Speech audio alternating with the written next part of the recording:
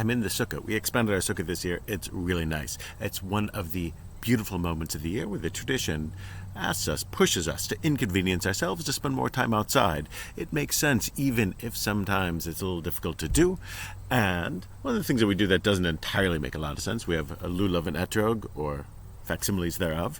And I was looking in this book, a recent printing of the Book of Customs, the Minhagim book, and it had pictures from medieval times in Europe of people sitting in the sukkah and of buying a lulav and etrog, and it also had this picture.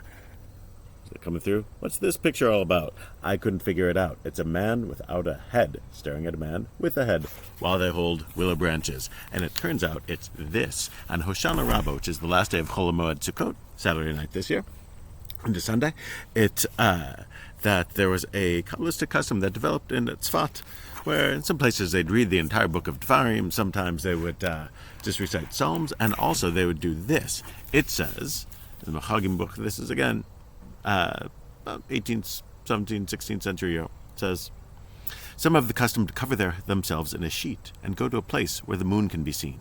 There they throw off the sheet and stand naked.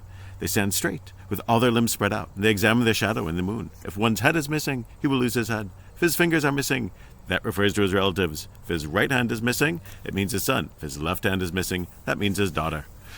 And then it goes into, well, the fact that your shadow that you see in the moonlight isn't really your shadow, because the moon itself, of course, is just a reflection of light, so it's really just a shadow of a shadow.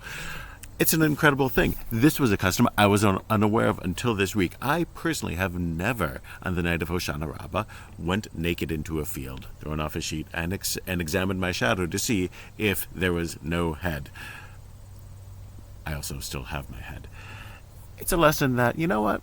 No matter how much you learn, there's always more in Jewish life you can learn. And also, we have different customs, different traditions, different halachot. Some are inconvenient but make a lot of sense, like sitting outside on a lovely day in this little hut. Others are nice to do, but, it's harder to make sense of them, like lulav and etrog, plush or otherwise. Some of them, maybe it's time to discard, like standing naked in a field, looking to see if your head or your hands are still there. Look, all I can say is it's important to keep learning. It's important to engage with the traditions and to discard them when need be. And if you, in fact, do keep this particular custom of going out on Hoshanah Rabbah, please, I would ask, do not send me a selfie.